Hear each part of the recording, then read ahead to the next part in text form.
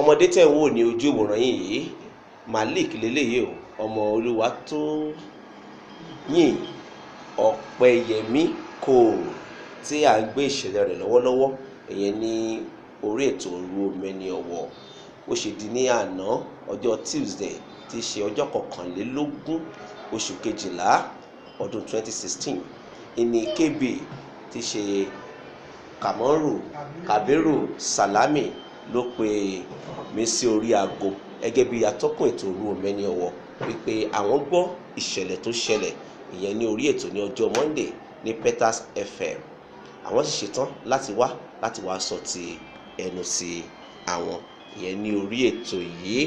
Tá a bá bi ń léèrè Kabiru Salami ṣé ẹ ṣetán láti wá sí orí ètò Òru Omẹ́ni Ọ̀wọ̀ ní ọjọ́ Monday Mo ṣetán láti wá sọ ti ẹnu yín àbí bẹ́ẹ̀ kọ́? ṣé ẹ̀gbọ́n yín ni mò ń wò lẹ́yìn ẹ̀gbẹ́ yín yìí? Kí lórúkọ ti yín? Yusuf Dauda Salami lórúkọ ti tèmi, gbogbo ẹ̀ má sì surprise. Níbo lẹ̀ ń gbé? Sango Ní ìlú Ìbàdàn. Ẹ̀yin náà ṣetán láti wá jọ Monday láti wá sọ bí láti wá tẹ̀mẹ́lẹ̀ sọ̀rọ̀ náà bó ṣe lọ lọ́tún àti ní òsì. Àdúpẹ́.